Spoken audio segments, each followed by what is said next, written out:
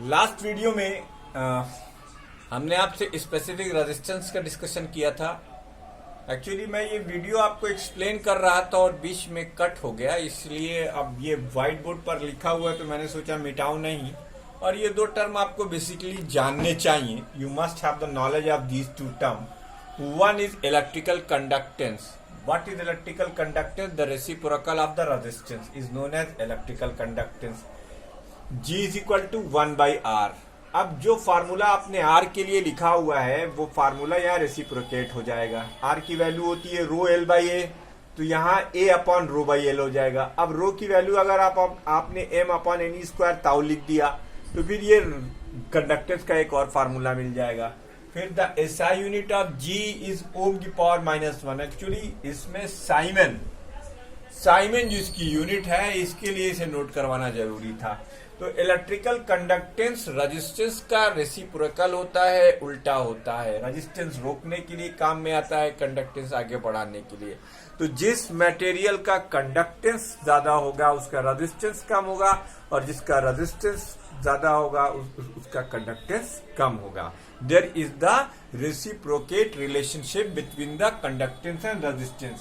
On the same line of discussion, we talk about the electrical conductivity. Sigma, the reciprocal of specific resistance or resistivity, is known as electrical conductivity. You must know these two terms.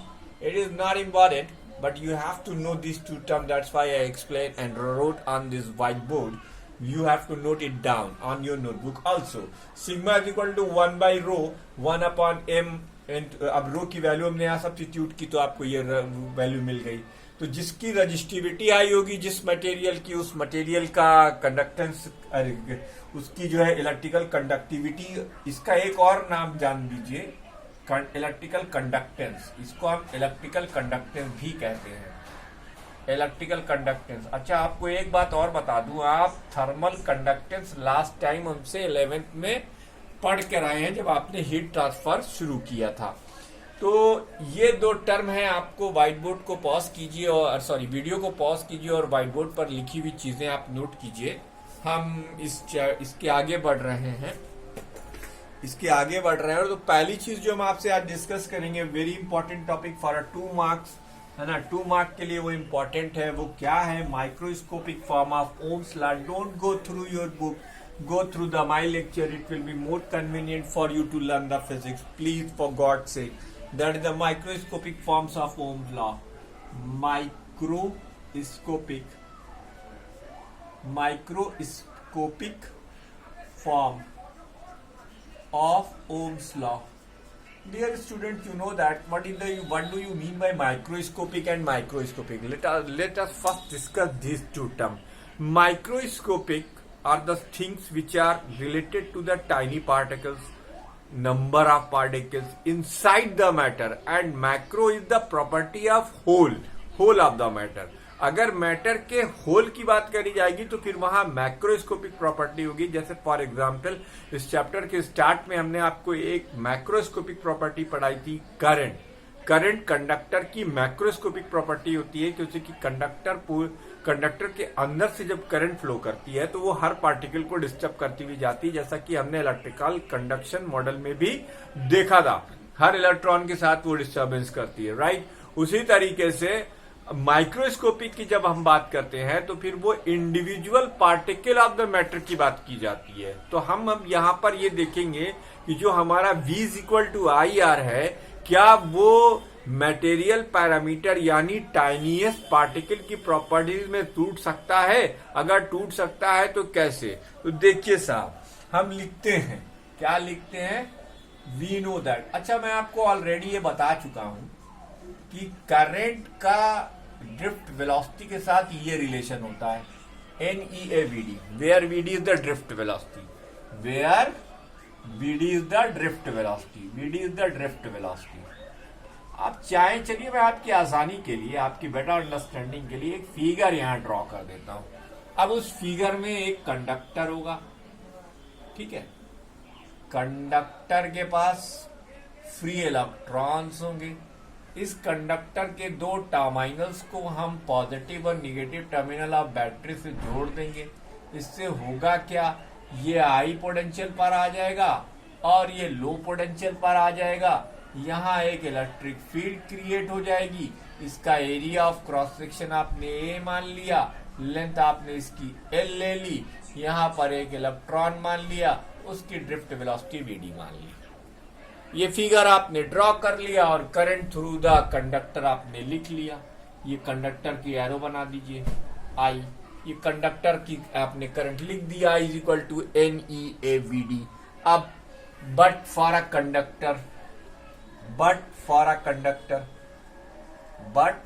Conductor अगर आप VD की value लिखेंगे तो electric field के terms में वो E/m into tau आ जाएगी।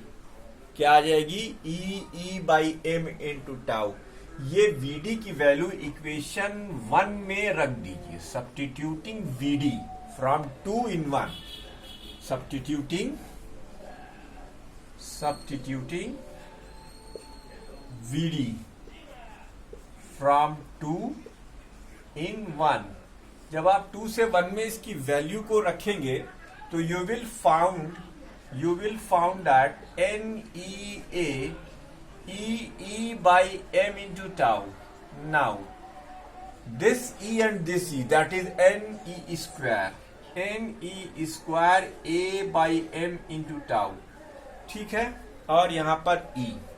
अब बेटा कुछ नहीं करना है, अब हमें काम करना है। क्या काम करना है बेटा? ये जो E है ये क्या है? इलेक्ट्रिक फील्ड है।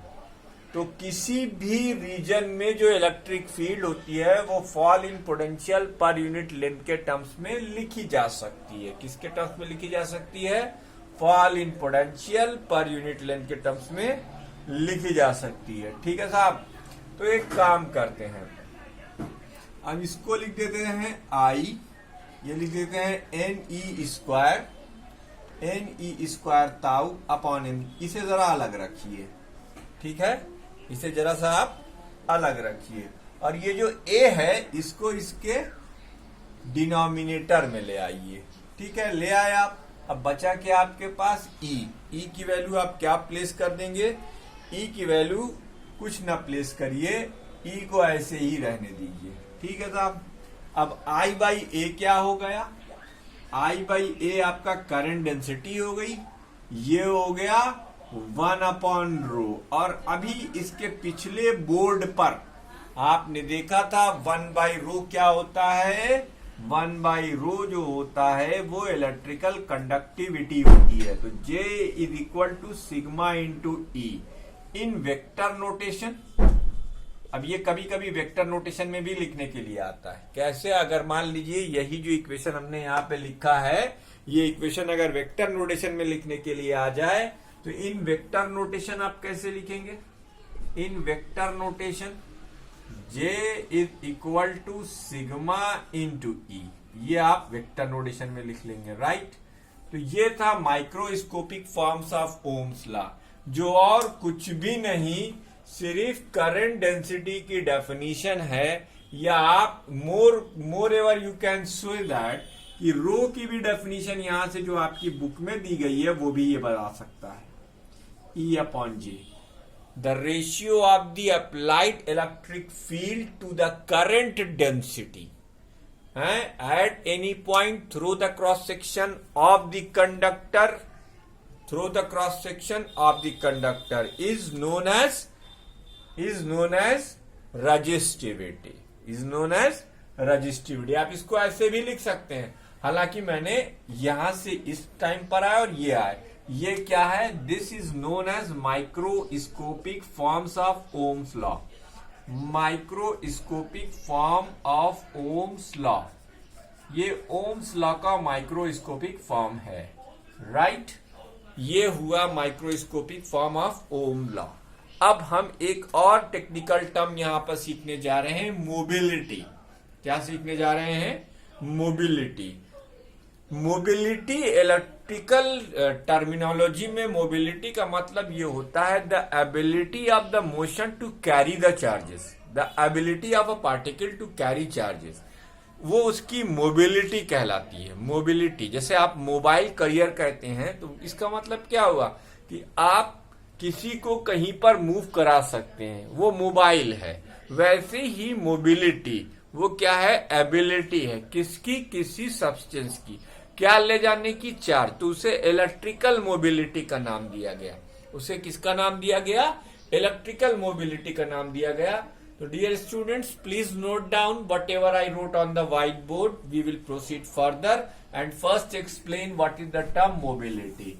What is the mobility. तो ये वीडियो में अब हम आगे बढ़ रहे हैं मोबिलिटी की तरफ। अगला जो टर्म है हमारे डिस्कशन का वो है मोबिलिटी। ठीक है, मोबिलिटी। मोबिलिटी इसको यूजुअली म्यू से डिनोट करते हैं। किससे डिनोट करते हैं, म्यू से। ठीक है, इसे म्यू से डिनोट करते हैं। कंडक्टिविटी के अराइज होने की वजह क्या है, what is the reason to arise the conductivity in a matter. किसी मैटर में कंडक्टिविटी क्यों अराइज होती है। कंडक्टिविटी इसलिए अराइज होती है कि वहां चार्ज कैरियर होते हैं। वहां कौन होते हैं, चार्ज कैरियर। तो हमें सबसे पहले एक बात लिख लेनी चाहिए, कंडक्टिविटी अराइजेस।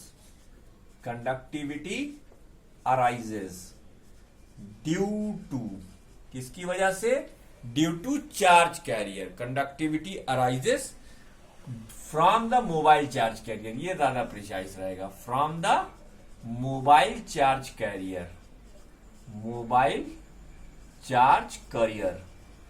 अगर मोबाइल चार्ज कैरियर नहीं होंगे तो मोबिलिटी नहीं होगी, अरे सॉरी, कंडक्टिविटी नहीं होगी। जैसे कि आप जानते हैं इंसुलेटर में इलेक्ट्रिकल कंडक्टेंस फ्लो नहीं करती। व्हाई, क्यों, ऐसा क्यों है, क्योंकि उनके पास कोई भी चार्ज कैरियर नहीं है। उनके सारे इलेक्ट्रॉन्स अपने पेरेंट न्यूक्लियाई से इतना टाइटली बाउंड हैं कि आप अगर उनके ऊपर एक लेवल से ज्यादा की इलेक्ट्रिक फील्ड अप्लाई कर देंगे तो वो पूरे के पूरे अपने आप को दरम भरम कर देंगे, लेकिन वो करंट को ले जाने के लिए बिल्कुल तैयार नहीं होते। उनको हम कहते हैं इंसुलेटर्स। लेकिन कंडक्टर के केस में अगर आप आ जाएं तो कंडक्टर के केस में आपने देखा कि a lot of electrons are there to carry the charge, carry the current. भाई इलेक्ट्रॉन तो खुद चार्ज पार्टिकल है, ठीक है। तो a lot of electrons are charge, ठीक है। तो इसमें हम इसकी जो डेफिनेशन है, तो conductivity arises from the mobile charge career, the ability of a charge career to carry charge, the ability of a charge carrier to carry charge is known as mobility। अब ये मोबिलिटी की जो definition है वो समझने के लिए हो गई कि भाई मोबिलिटी क्या डिफाइन होगी। अब इसको अगर हम मैथमेटिकली डिफाइन करना चाहें तो mathematically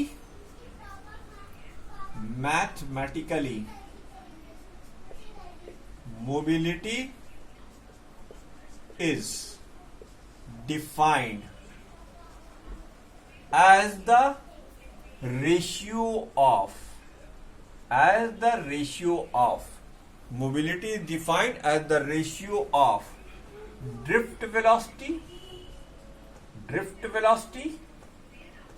of the charge conductor। देखो मैंने यहाँ of the charge carrier, drift velocity of charge carrier to the applied electric field। बेटा मैं यहाँ कंडक्टर का टर्म यूजुअली इंटेंशनली अवॉइड कर रहा हूं, क्योंकि कि कुछ ऐसे भी लोग हैं जो कंडक्टर ना होते हुए भी मोबिलिटी के थ्रू करंट को कैरी कराते हैं। अभी थोड़ी सी देर में वो लोग आपके सामने आ जाएंगे। They will come in front of you behind the curtain, veil से बाहर आ जाएंगे, अप्लाइड इलेक्ट्रिक फील्ड।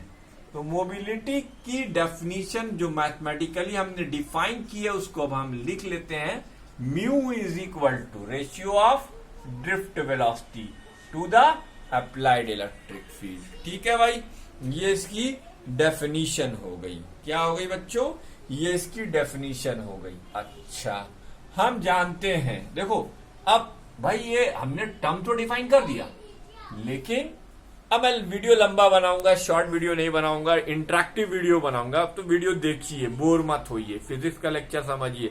थोड़ा टाइम ज्यादा लगेगा लेकिन कम से कम जो पढ़ा है वो आपके समझ में आना चाहिए। बाबू एक बात बताओ, मोबिलिटी हो, कंडक्टिविटी हो, रजिस्टिविटी हो, सारी दास्तान एक ही चीज पर जाके रुकती है भैया, वो है करंट। करंट दे रहे हो तो कंडक्टर हो, नहीं दे रहे हो तो इंसुलेटर हो। अगर दे रहे हो तो भी तोरा हम कंडक्टिविटी भी देखना पसंद करेंगे, तुम्हारी रजिस्टिविटी भी देखना पसंद करेंगे, तुम्हारी मोबिलिटी भी देखना पसंद करेंगे। तो देखते हैं। चलिए साहब, हमें मालूम है, वी नो दैट, कि अगर हम चाहें तो हम एक रिलेशन लिख सकते हैं। किसके लिए? करंट और ड्रिफ्ट वेलोसिटी के लिए।